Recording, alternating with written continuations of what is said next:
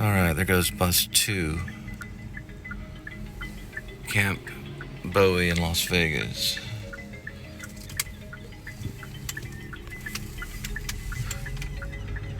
All the way to Las Vegas Trail. We got another Chipotle. Well, we have a Chipotle pickup, which is down here. Pass in and out.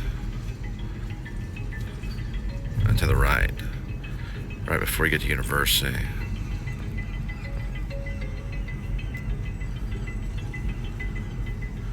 And this would be bus 2, which passes Curry and University.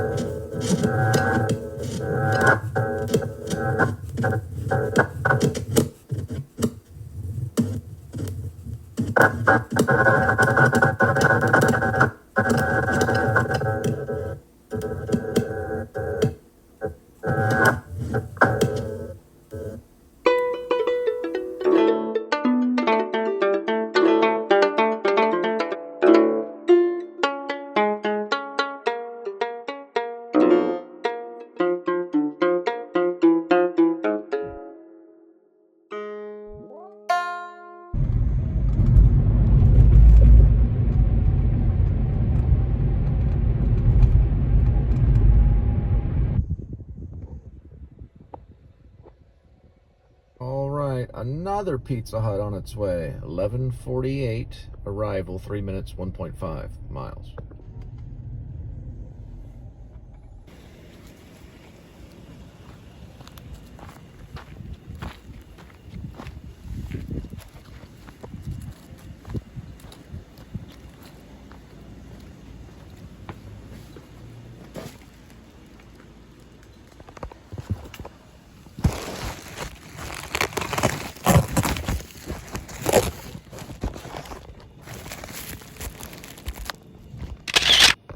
If you look right here, you see that? It's a drainage ditch that goes through. It's basically a creek.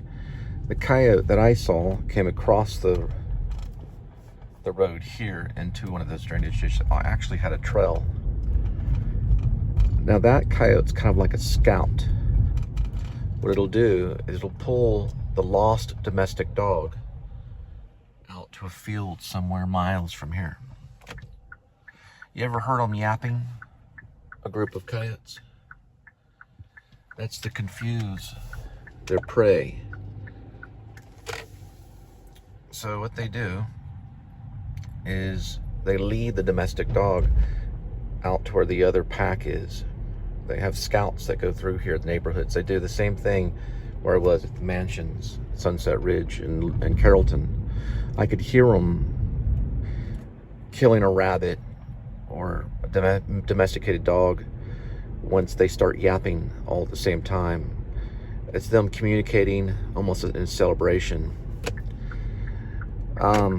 That's when my fight film turned into a werewolf film, because I'd hear that all the time when I was working on Grace, which was supposed to be a mixed martial art film.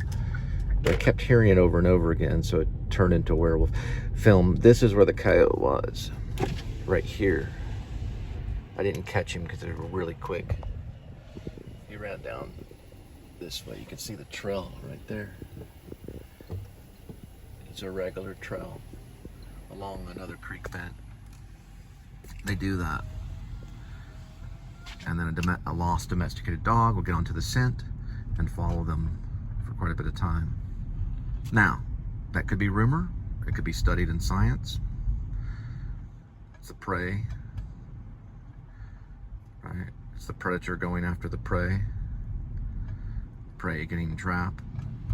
And eventually meets up with a bunch of other coyotes. Anyway. That's what I've heard. But the Pizza Hut's down this way. The sequel would probably fit more into that, Embrace AK Werevlog Part 2, if there was one.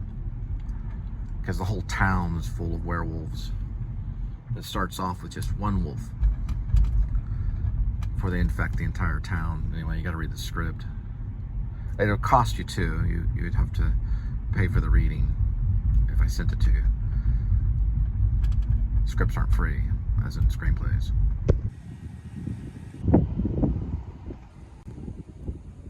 All right, this one's going to be the GPS pinpoint, usually on businesses. Like, let's say they're working, they want you to drop it off. You can do that. Just check the zip code. That might help. Zip code matched. So I'm going to kind of trust it and go with that one. Well, which one is it? If we likely freeze, we can't get it on the ground. We heard it from a guy on the inside named Spivey. It's in Raisin, Arizona. 2 of the lines, kind of a paraphrase, probably a lot of it. All right. The arrival time will be 12:13, 8 minutes, 3.8 miles. Sometimes I quote Raisin, Arizona because it's my favorite comedy. Holly Hunter, Nicolas Cage, the Coen brothers. I used to listen to it. Well, I used to also watch it on maybe HBO. It was back when we had the little things where you turn the little cable box. And there it goes. Sorry, I got an iPhone 11. Anyway, it went like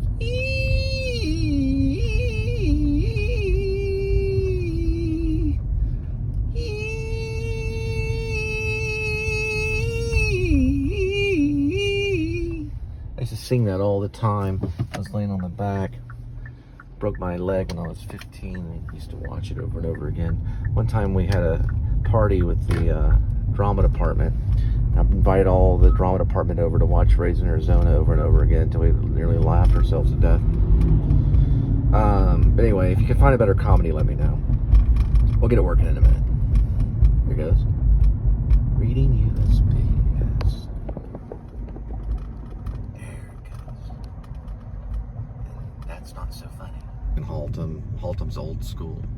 This is a barbecue beer, Samuel's. Sorry, I was figuring something out. I was looking at the name of the pickup places. Actually, I'm going to reorder it and go with redirect it and go with the address. Sorry, just have to figure something out.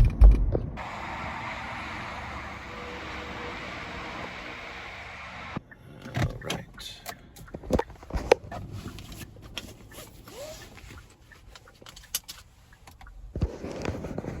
I'm still able to locate. So. That's what I mean by pinpoint, GPS pinpoint. I can locate them anywhere. Even in the field. Yep. But I used the address and then I hit direction and it still took me to the same address, but the address was located there. But it still shows the pinpoint. This school was probably around, but my grandma came out right before World War II. It was probably here. Yeah, it was there since 1850. Terrell. It looks like an I.M. Terrell. 1850. Old high school. My grandma went to the original Pass School, which was on the other side of town. She went through the Great Depression. Here's the road that it's on. I.M. Terrell. Let's see it. I haven't been in this area for worth.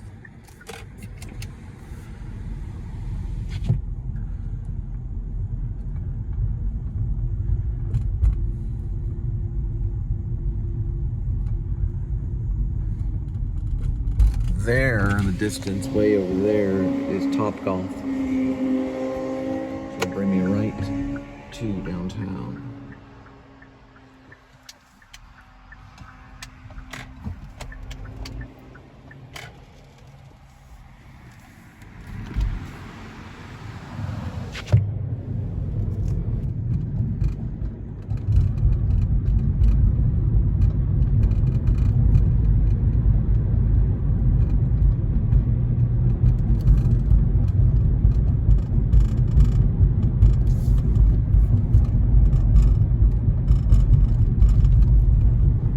I met a lady, her name was actually Yvonne. I've known her, she's in the theater. She just directed a Hip Pocket show just this last summer. It was a Commedia dell'arte show. I auditioned for her. She told me she liked to see Brando and all his gestures and movements and his behavior is why she watched him. It wasn't about all the dialogue, but it was about watching his behavior. Remember, we were talking about Marlon Brando today. Linda and I were. I've got a bio on him by Peter Manso. He used to write for Playboy. I want to see the Billy Zane movie, Dancing in Tahiti. I got to see Billy Zane at the Actors Studio. He didn't say a word. He was sitting down with all the members. I was observing, or probably where Anthony Hopkins observed, which is above. Used to be an old church. Billy Zane got to freaking play Marlon Brando just recently. And I was expecting him to be nominated for an Oscar for that. Something like Dancing in Tahiti. I'll look it up later. But it looks brilliant. Random Brando's story will probably be in the show as well. Okay, I got it wrong. Maybe it was a working title. It was Waltzing with Brando is the title of the movie. I'm so sorry about that. I messed that up. Sorry, Billy Zane. Yeah, when I was at the Actors Studio, I was working. Well, I was a student of Ellen Burstyn, and one of my favorites, which was both of them were, they're both Oscar award winning, Estelle Parson. And I got to hear them speak and talk about acting. And then Billy Zane was there. It's around Christmas time, right after 2001, turning into 2002 in New York City, East. And I recognized him. He had a scarf on, and I was saying, that's Billy Zane right there. So I'm in the right area. It's right off there by Birdland, the Actors Studio, 44 West. Anyway, but I never thought of that. He does resemble him in the face. It's amazing. My dad would always say, man, it'd be great to be Billy Zane. After everyone went and saw Titanic. My dad fancied himself as a film director. Whenever I asked him about, was it Full Metal Jacket or no? It was about Platoon, the Oliver Stone film. My dad's a conservative. I said, Dad, what do you think about Platoon? Because it won, Best Picture. And my dad said, I could have made a better one. He was a fan of Hamburger Hill, which I like Hamburger Hill too. It's a good war film. I've got a lot of the war films. I got both of those, Platoon and Hamburger Hill. Anyway, just another random story. Alrighty. Going to the Pizza Hut again.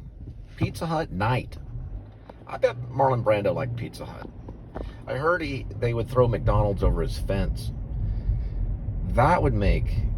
And by the way, Billy Zane, if you're listening, which you probably might be, maybe.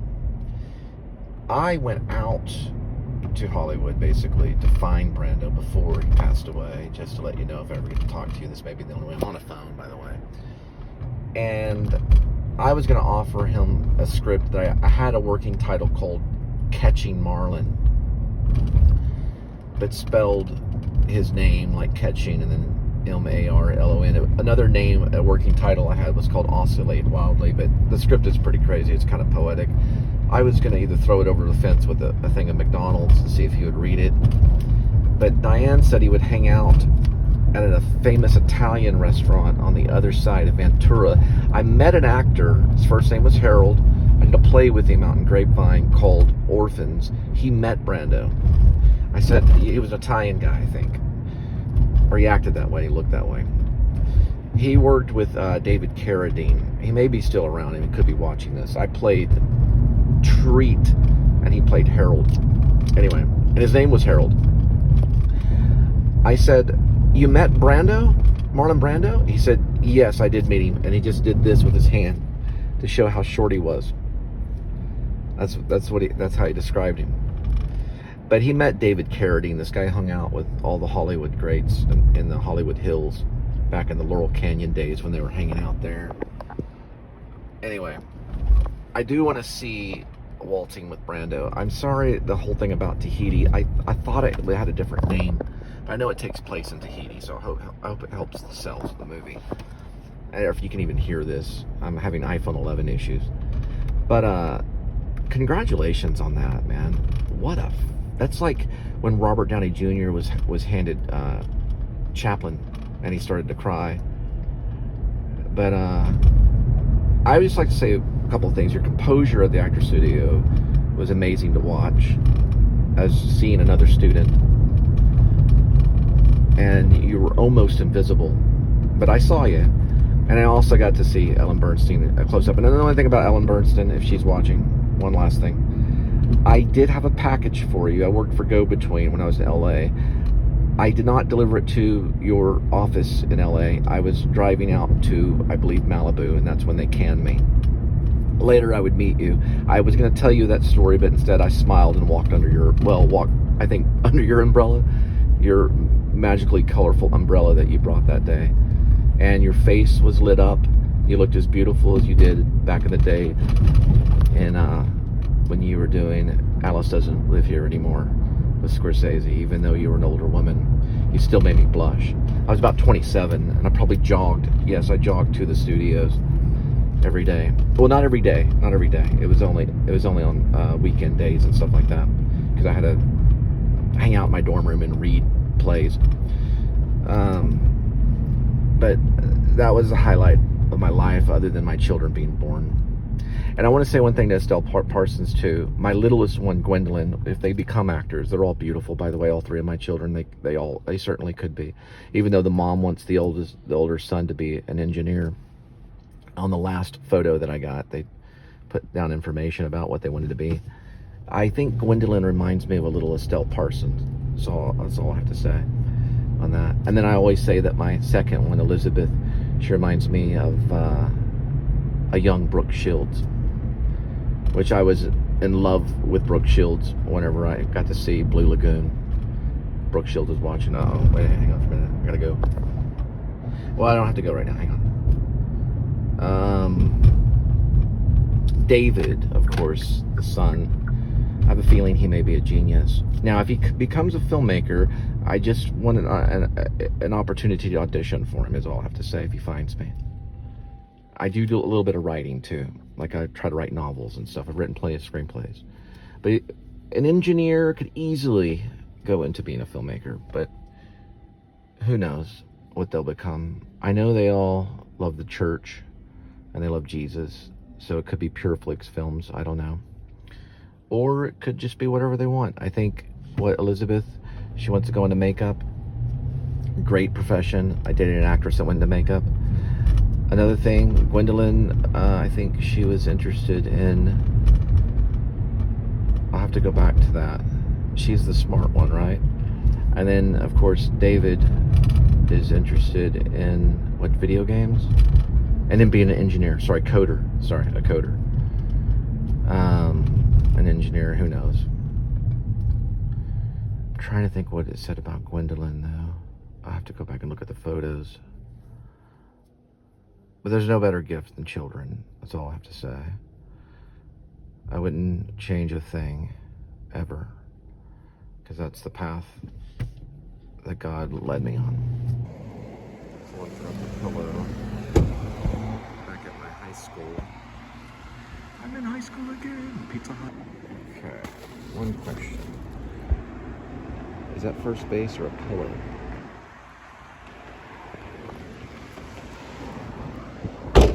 It's a pillow that fell out of the car, I think.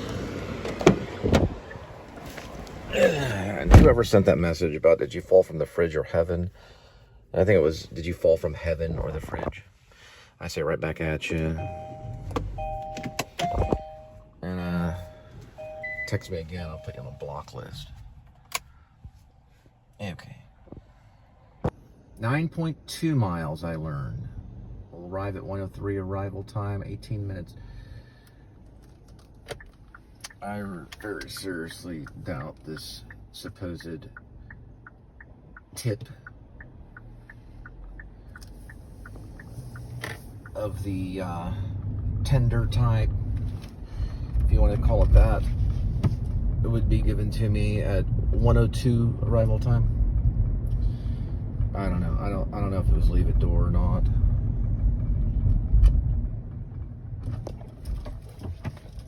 It's not school days. I don't know. I have to see. Who cares?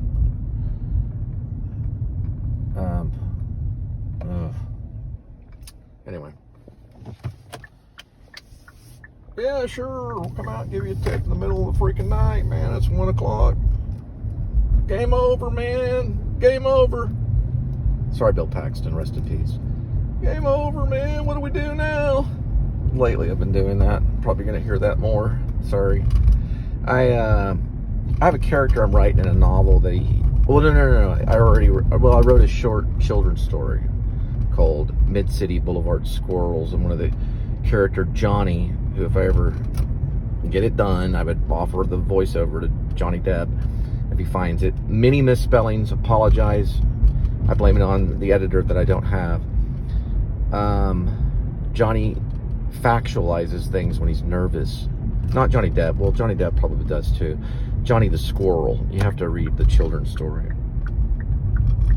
He factualizes things. He begins talking about the Smashing Pumpkins. He's a squirrel. And the other squirrels tell him, you don't need to be talking about the Smashing Pumpkins. You're a squirrel. You don't need to be listening to people's music. You listen to the wind and the rain and the trees. They try to discipline him. He's kind of a rebel. He gets Lucy pregnant, which is another squirrel. And Timmy's their leader. And then they lost Nutty in the beginning because Nutty gets flattened on the road.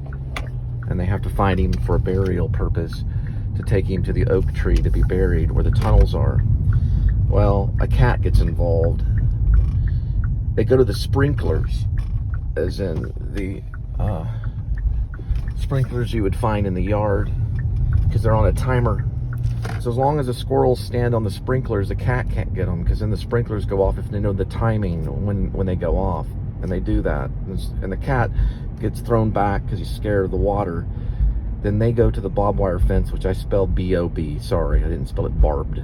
Forgive me. It was supposed to be B-A-R-B-E-D, but I saved space on the freaking fiction press is the reason why I said barbed wire. You get the idea, okay? You know that, then you'd be able to read my stuff. I was saving space. Or I just misspelled it because I was in a hurry. Barbed wire is how I describe it. And he pulls it back like a bow, like a bowstring. The cat comes running, and boom, they send the cat back to the farm on the other side of the road. And they make their escape that way. The sequel is called East MidCities Blvd Squirrels. I've been reading it today. Well, when I started to read it, I began to cry. Not snot crying, just tears flowing from my face, because I remembered what I was trying to do at that Dell computer at the White Settlement place. I remembered I wanted to write a children's story, and I remember doing deliveries in MidCities Blvd, which I used to pass all the time, and there were many squirrels in that area, and some of them didn't make it across the road. So I thought to myself, what can I do to justify their deaths, these squirrels? Not as many around here. I said, I'm going to write a children's story, but it's going to be probably for young adults or adults. And so I did. It's not that long. It's bit up in pieces. But you're going to find this misspelled word in that. That's because I rushed it. Now listen, on the sequel, East Blvd Squirrels, where they meet Chuck, the hobo squirrel. He rides on a freight train, and he helps them leave the area where the peanut farm is being leveled. And they have to get to another area because they harvest peanuts because they're squirrels. One last little thing. That one has even more mistakes, but I leave a note. It's kind of like for the reader about the grammar police. I did not make a mistake. I don't think a single mistake in that whole long paragraph. I think the syntax was there, the morphology, and all of it, right? and it flowed, that was because I was wanting earnestly to tell a story, and the grammar was secondary as opposed to the story, which was more important. When I read that, I realized I could hear the seriousness of my voice. I realized there was a voice there. Then I continued on, and it was like this misspelled word and that stuff, and that's always a bummer for me. But when I went back and I saw the original Mid-Cities, I got through a lot of it until I got to the word film, okay? Because I love film. That word is supposed to be filled, okay? If you can figure that out, you can read my stuff. It should always say in process, proofread needed. That's what I'm putting down on the current crazy surreal comp drama I'm working on. Whether I finish it or not, I don't know. Meaning, it probably has to be, it's like unabridged and unedited. So it has to be interpreted, and that might be the fun thing about it. There might be something there, that's me as a writer, meaning my mistakes. But I can talk about it on the vlog, so you can always refer to it. So I would be Ash Cole right now, even though I'm Cole Spivey. You get the point? That was my pseudonym that I used on Fiction Press. This other one, I'm just using my name. All right.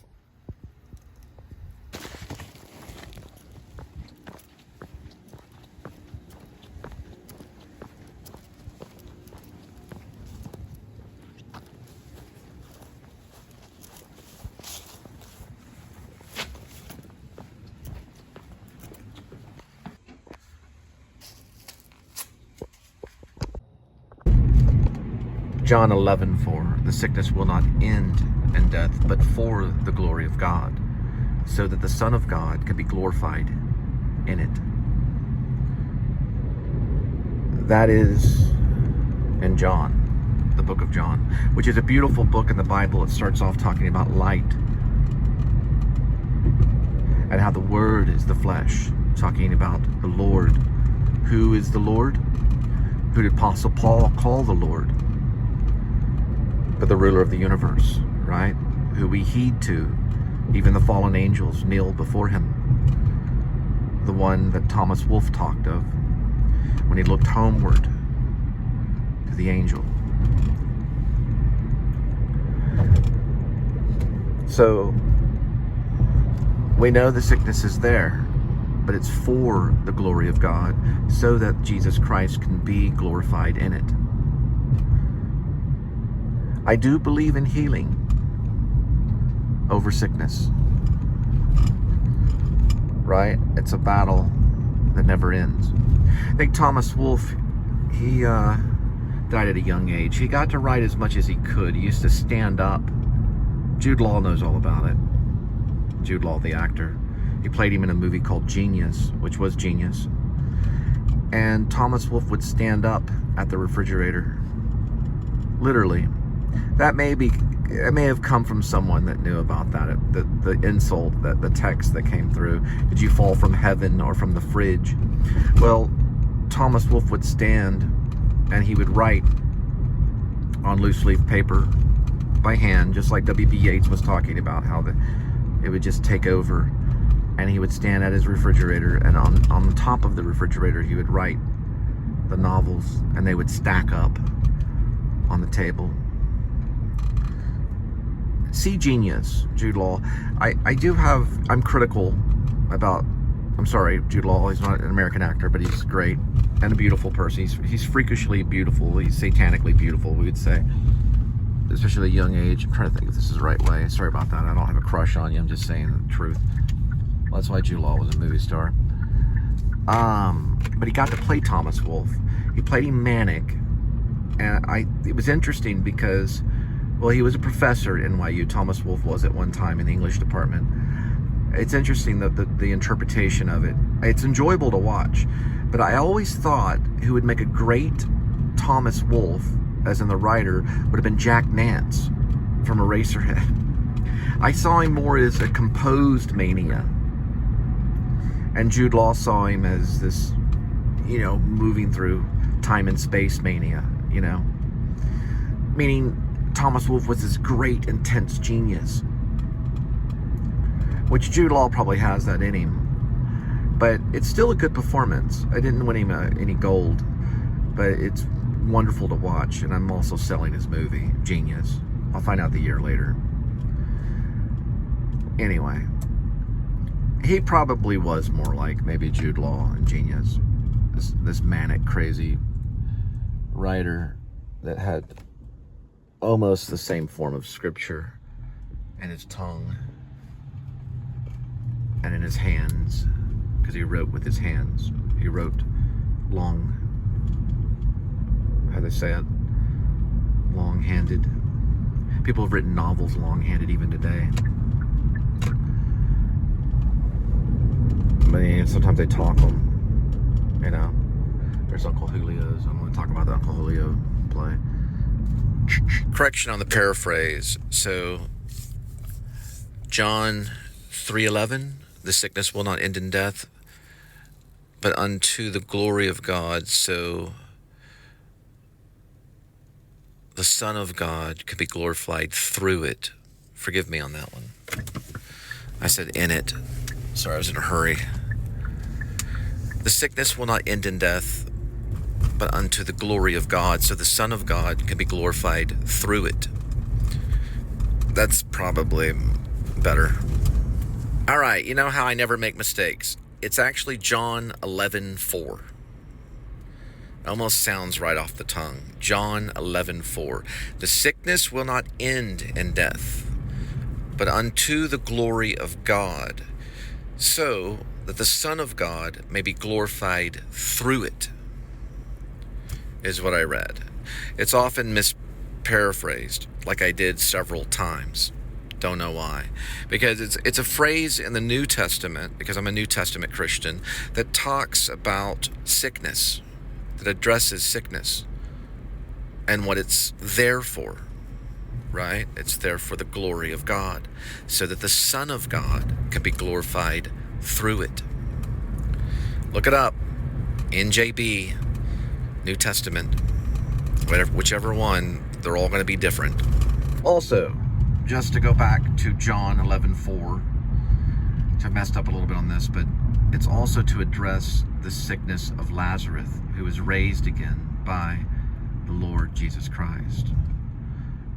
When he called his name and said, "Lazarus, awake." She may have said that. And the dead arises for the fallen angels. One more time on John 11:4, the sickness will not end in death, but unto the glory of God, so that the Son of God can be glorified through it, is for the sake of the miracle of God resurrecting the dead back to life, to represent his own resurrection.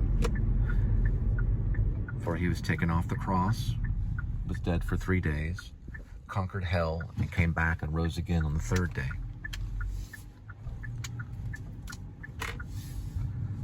Only took him a work day to die. He lied in the tomb for 3 days and rose again on the third day. I said that on my baptism for Carter and for the church. Regardless, sometimes it gets preachy. We'll pass the F-18 Hornet. No disrespect on things that I've said, but it's still there. Hallelujah. And the cat tree again, you actually move from a chair, didn't you? Kitty, you know that Amy the witch needs to eat as well. So this is her meal.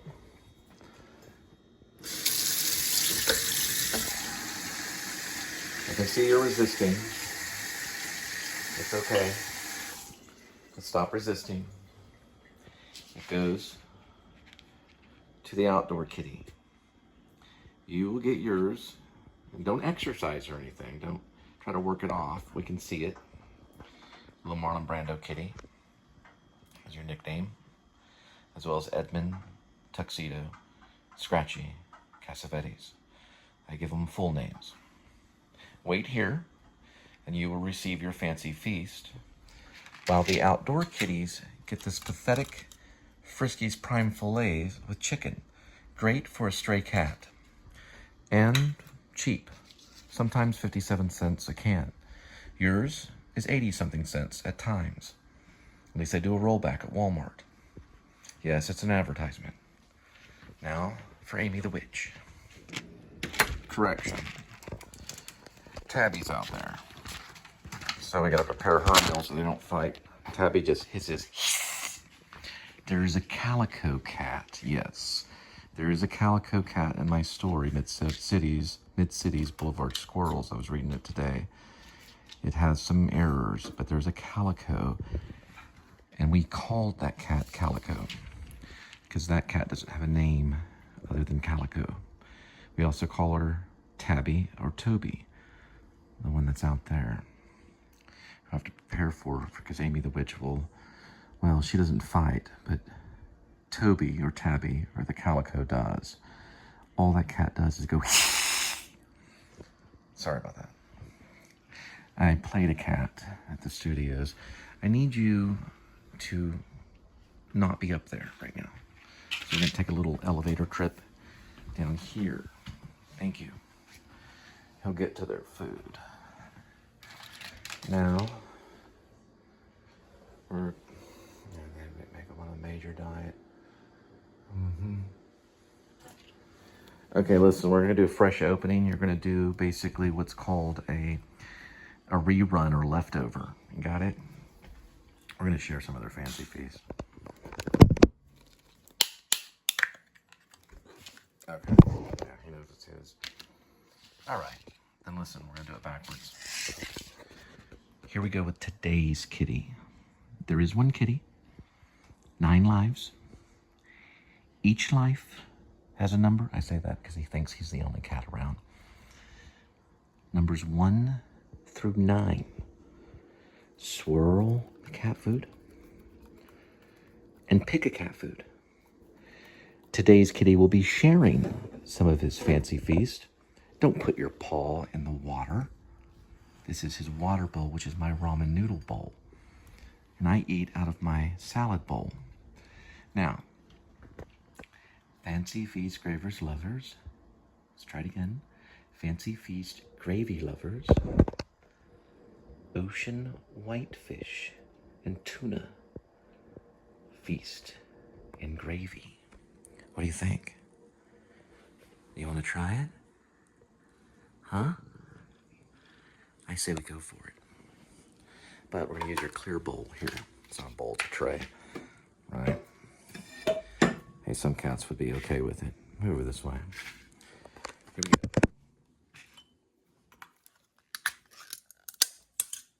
One scoop, baby spoonful, and another baby spoonful. Just 2 is all you need. Fat kitty. There you go, bud. Now for Toby's. His nickname, also the Tabby, also known as Calico. You always go in 3s. That'll be enough for the outdoor kitty. Now, we sprinkle, just like the Catholic, but only cat food. I'm a devout Protestant, but I know some Catholic. I respect them. Big time. That's why I say, for the love of Mary. Now, we're doing, and no disrespect to my cousin Rod, I'm sorry I got mad. I just didn't know how to deal with what happened to Teresa, I'm sorry. Going out this way, I apologize for everything I said about you. I didn't mean to say anything bad. All right, we're gonna feed the cat.